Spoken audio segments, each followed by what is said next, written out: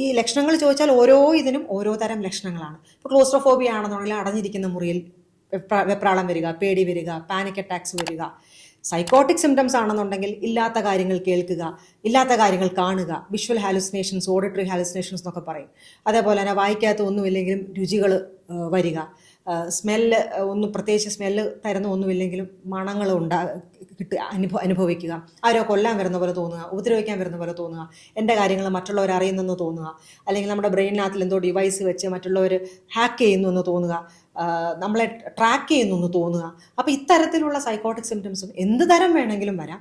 അപ്പോൾ ഒപ്പമുള്ളവർക്ക് തീർച്ചയായിട്ടും മനസ്സിലാവും.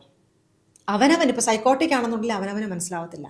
കാരണം ഇപ്പോൾ എന്നെ ആരോ കൊല്ലാൻ വരുന്നു, ഉപദ്രവിക്കാൻ വരുന്നു, അല്ലെങ്കിൽ എൻ്റെ ബ്രെയിനിൽ ചിപ്പ് വെച്ചിട്ട് എന്നെ ട്രാക്ക് ചെയ്യുന്നു, എൻ്റെ മൊബൈൽ ഹാക്ക് ചെയ്യുന്നു, ഇത്തരത്തിലൊക്കെയുള്ളൊരു തോന്നലാണെങ്കിൽ അത് സത്യമാണെന്നുള്ളൊരു ചിന്തയിലായിരിക്കും ആ വ്യക്തി ഇരിക്കുന്നത്.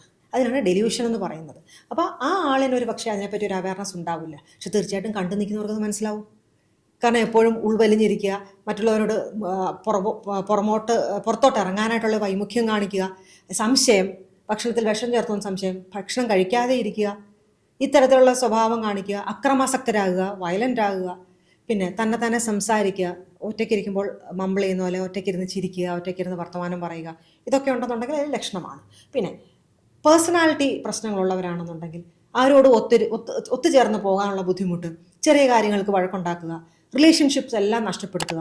അതിപ്പം ബോയ് ഫ്രണ്ടായിട്ടാണെങ്കിലും ഭർത്താവായിട്ടാണെന്നുണ്ടെങ്കിലും കളീഗ്സ് ആയിട്ടാണെന്നുണ്ടെങ്കിലും അഡ്ജസ്റ്റ് ചെയ്ത് പോകാനുള്ള ഒരു കപ്പാസിറ്റി ഇല്ലായ്മ, ഇതൊക്കെ ഉണ്ടെന്നുണ്ടെങ്കിൽ മാനസികാരോഗ്യ പ്രശ്നമാണെന്ന് തന്നെ നമ്മൾ കണക്കാക്കണം.